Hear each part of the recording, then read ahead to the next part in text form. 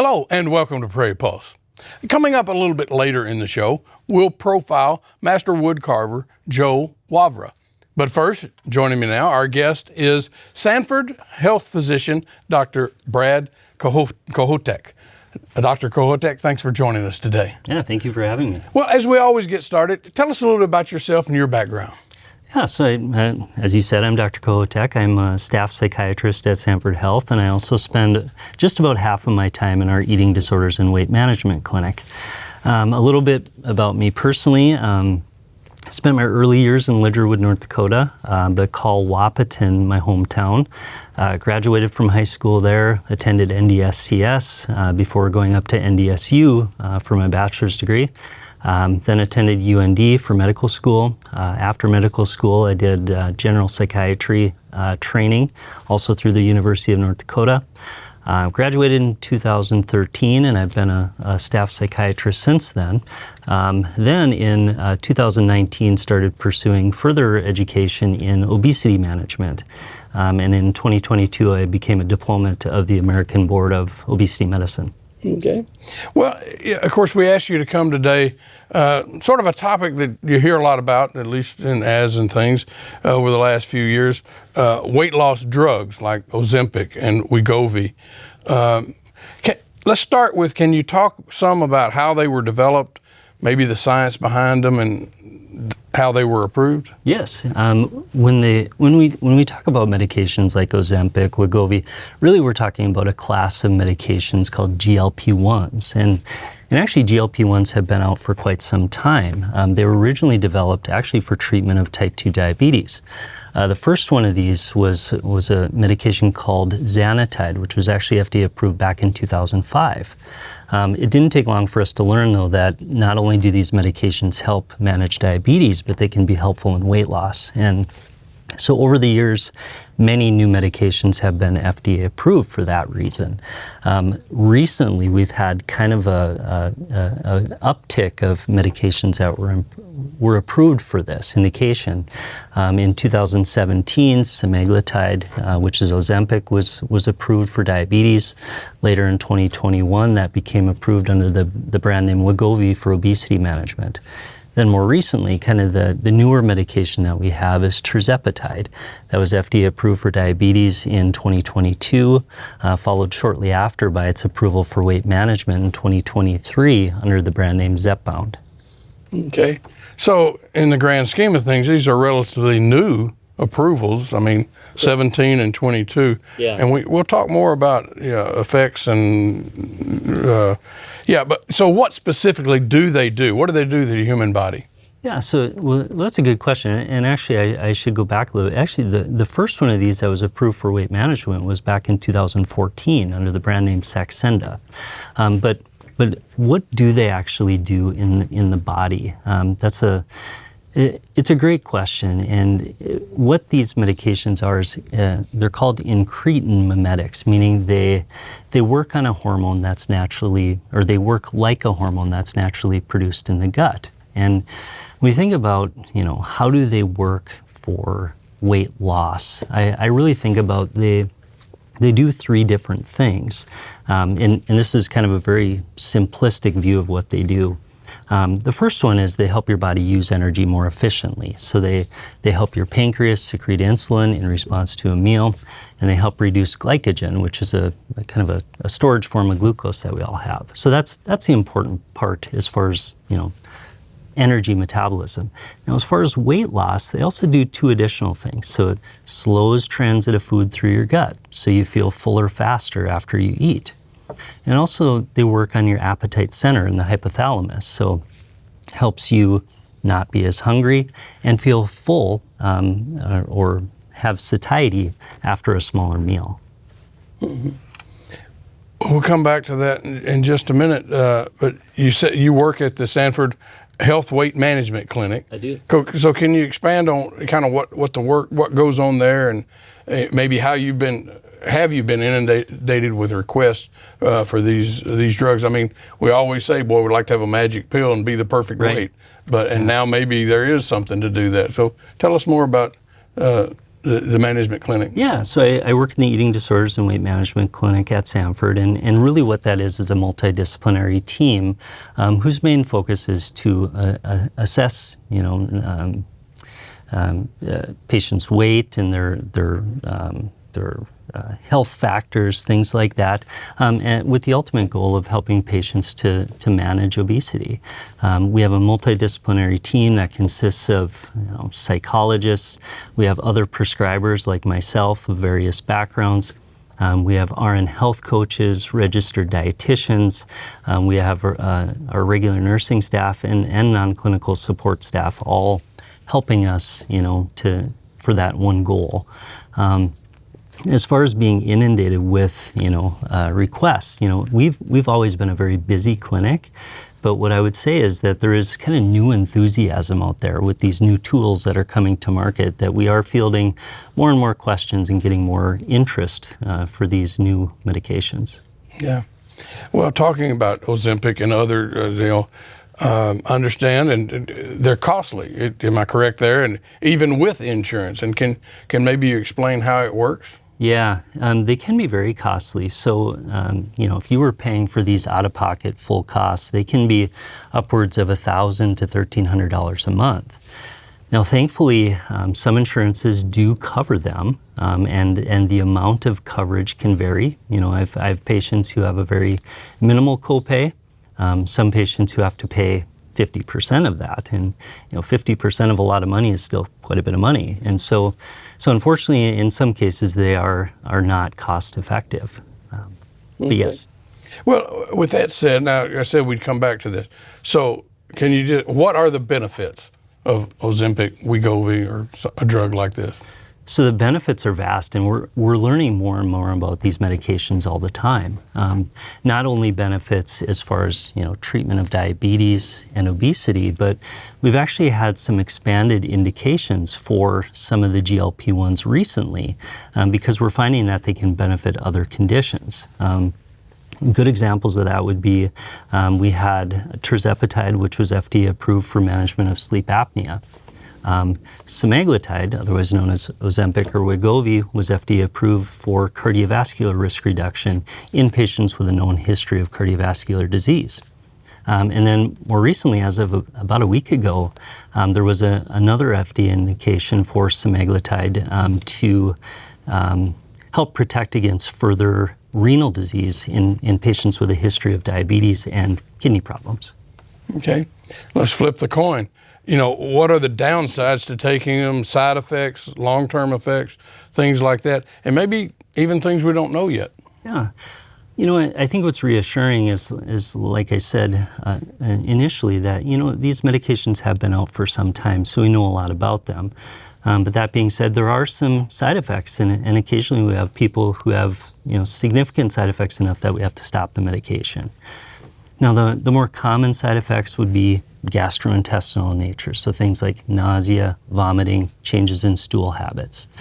There are also some more what I would call rare complications that have been reported. So things like pancreatitis, gallbladder issues, kidney problems in the context of vomiting and dehydration, things like that thankfully are rare and that we monitor for, and so we don't see them very often.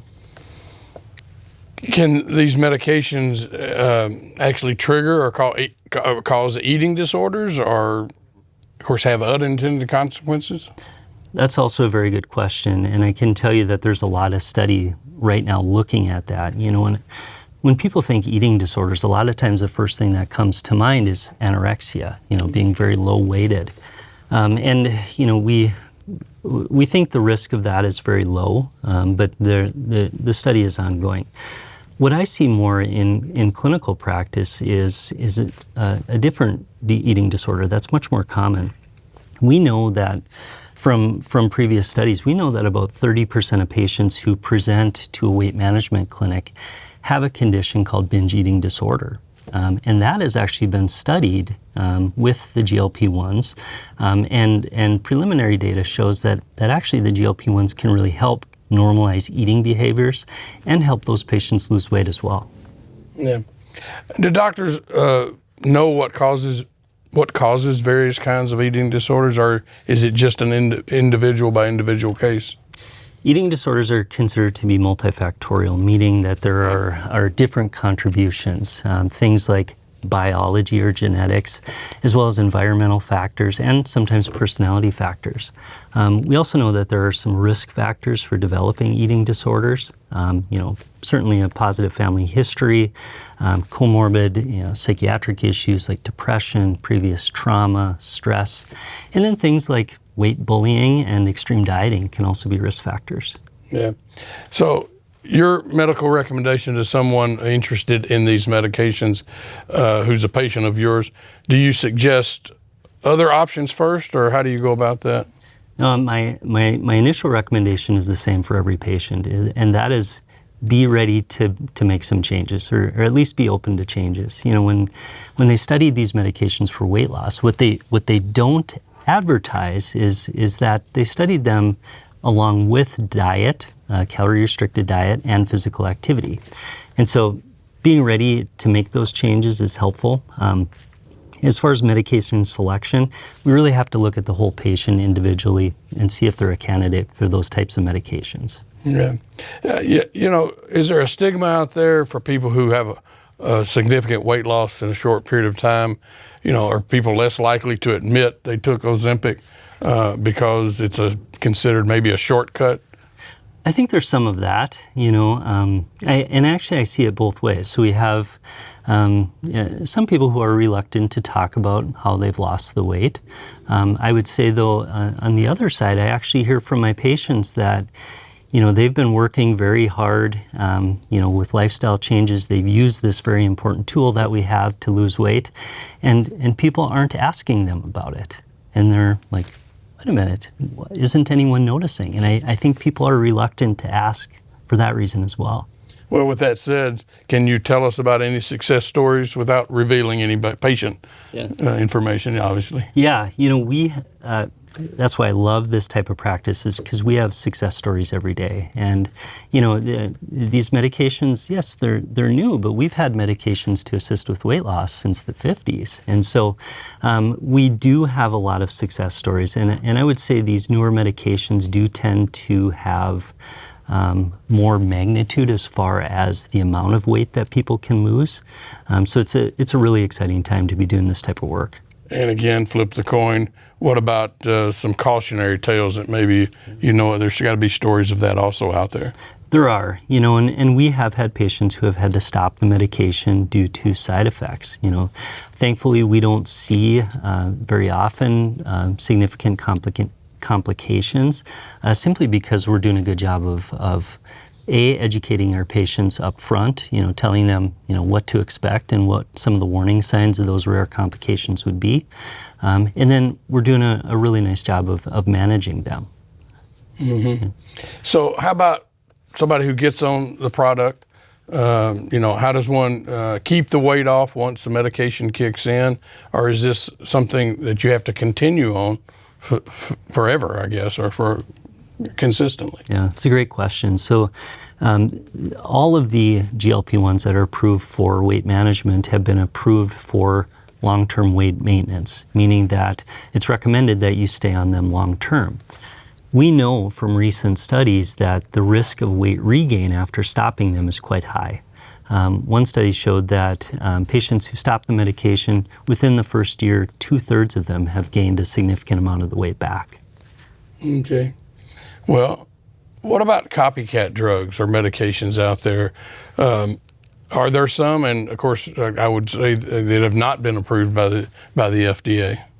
Yes. I'm always cautious. It doesn't take long in a Google search to find somebody claiming to have, a GLP-1 in their, whatever product. And I certainly recommend shying away from those. Now, there are what some would consider copycat medications out there called compounds. And actually, we use those quite frequently, and they do have a role in treatment of obesity, especially when patients can't access the FDA-approved versions. Now, compounded medications are produced by licensed compounding pharmacies, and so they can be used safely in a subset of patients. Yeah. You know, maybe a tough question here, but there's been a lot of progress over the years in body image acceptance. But, you know, how do you balance that with the fact that things like morbid obesity is actually unhealthy, and how do you balance that with your patients? Yeah, I think the word is balance. You know, there's been a lot of good things that have come out of the body positivity movement. You know, we know that having a good self-image is important for people's general health and well-being. But that also has to be balanced with what we know are the risks of having the disease of obesity. And so I think we're doing a good job of addressing the bias of obesity, not only in healthcare, but in general. But we also have to keep doing a good job at educating people on their health and making sure they're making the right choices and keeping that balance. You talked about having to stay on the drug long term, but you know, just in weight loss in general, whether it's Weight Watchers, Eat Healthy, Heart Healthy, isn't it usually a lifestyle change that you have to accept and follow no matter what you do? Yes, that's a very good point. And again, you know, when these medications are studied, the two main components are that, yes, a calorie-reduced diet, and there are certain diets that may be recommended based on whatever medical comorbidity you have, and an increase in activity. And you're right, so those are extremely important. Yeah. So what got you interested in the area of study, weight management issues and eating disorders? Yeah, so you know, as part of my training as a psychiatrist, we spend a lot of time in eating disorders. But I more so learned after I started practice in 2013 that unfortunately many of the medications that we use in psychiatry actually cause weight gain. And so I actually you know, really found myself wanting to help my patients avoid weight gain. You know, prevention is key, and then look to ways to manage that as well. So that's really what triggered my interest. Yeah, with that said, somebody comes to you wanting to lose weight, whether it's a few pounds or a lot of pounds. How do you approach it? What's your first recommendations? Lifestyle change, and that is always the recommendation. And then, you know, we really look at the patient as an individual. We look at what are their medical comorbidities, and try to figure out what tools do we have that can help them. And sometimes it's not medication. And we've had patients be very successful even without these new meds. Yeah. Well, crystal ball questions always, you know, throw one out, or often throw one out.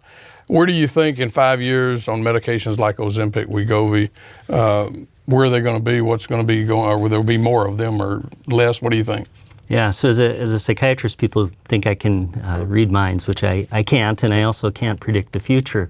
But a quick Google search here shows that there are about 16 new medications in the pipeline that are, you know, in development, being studied for, you know, what the drug company hopes is an eventual approval for obesity management. You know, my hope is that we have more options for patients, different delivery methods, meaning, gosh, it would be nice to have an oral option for some patients. You know, not everybody likes a shot once a day or once a week. So my hope is that we're going to have more delivery options, more competition, which will hopefully drive costs down, and just ultimately better access for patients. Real quick, what's the best thing about your job? I think seeing the success stories and getting to know my patients, it's just great. You know, we work with a lot of good people. Well, if people would like more information about this topic we've talked about today, or these medications, where's the best place for them to go? Who can they contact? They can certainly contact us over at the Eating Disorders Weight Management Clinic. The number is 701-234-4111. Another good place to start is having a conversation with your primary care provider. Many of our providers are you know, comfortable assessing the causes of obesity and doing some treatment, or they're happy to refer to us as well. Well, thank you so much for joining us today, and thank you for all the great information. Yeah, thank you for having me. Stay tuned for more.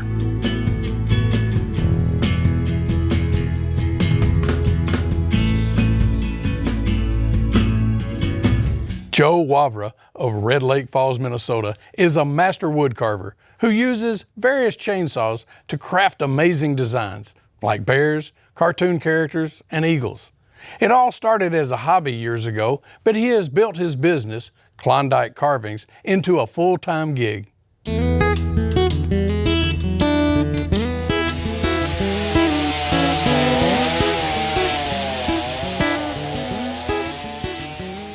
It's a hard job, but I enjoy it, and every morning I'm thankful I get to come out and make some more sawdust. I'm Joe Wavra from Red Lake Falls, and my little business here is called Klondike Carvings. I've been carving with a chainsaw for about 20 years now. Part-time to start, but now it's just a full-time. It's all I do, so keeps me out of trouble and busy. My wife and I built a log house down between the two rivers in Red Lake Falls where the Clearwater and the Red Lake River meet. And we built a log house, and then she wanted some decor for it, and she was gonna buy this and that. She had plans, and I told her, well, let me try to make that for you. And she said I couldn't do it, so that challenged me to start. It just kept going. Started selling a few of them, and the more I did, the more I did. And the more that sold, and they just kept working it up. And then I was busy working full-time and building a house and carving some. And then after I got my house finished, then I started carving a lot more. Like every day I was carving, weekends. And word of mouth was most of it. People would come and say, oh, can you make me this? And I'm like, I don't know, but I can try. That's kind of how it started. It was a lot of wonder, can you do it? Will anybody come? Will I make this work or not? You never know until you try, but you got to roll the dice. You got to try it. If I wouldn't have tried it, I would have not been happy.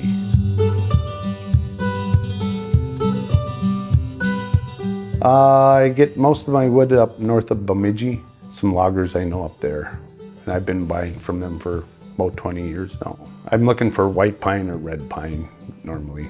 So I like the white better personally, but they both carve really nice.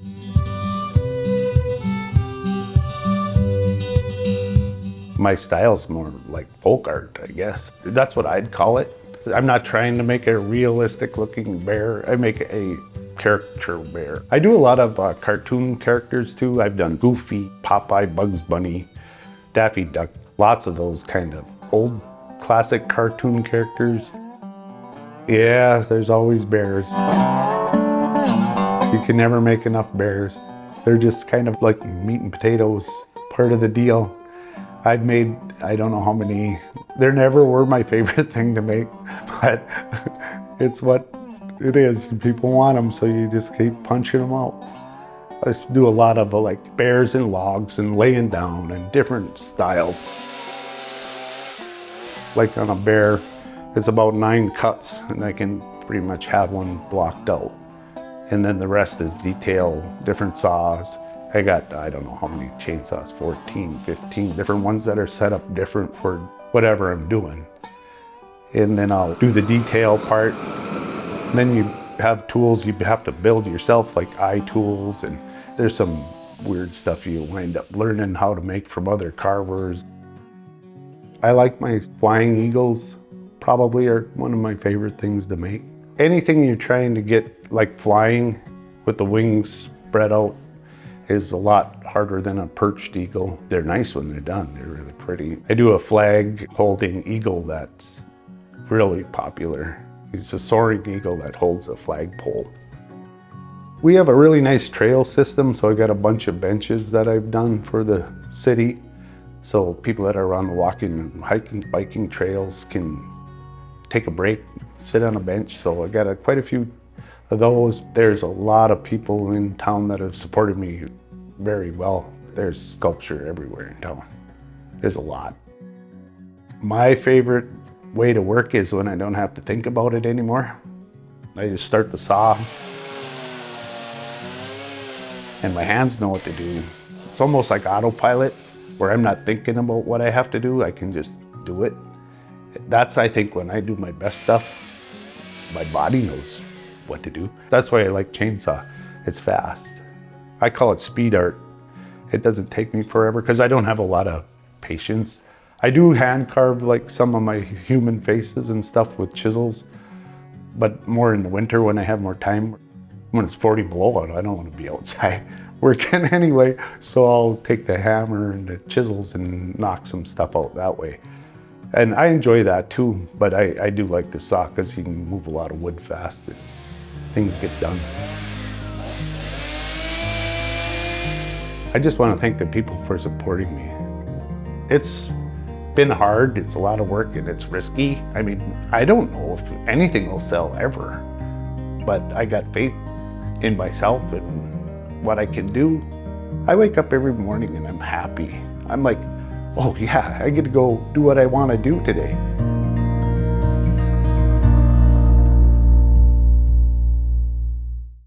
Well, that's all we have for Prairie Pulse this week. And as always, thanks for watching.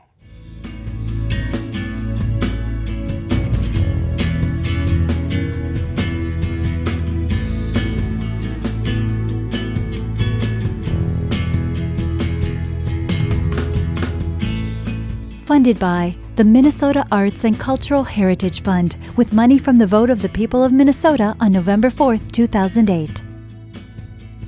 And by the members of Prairie Public.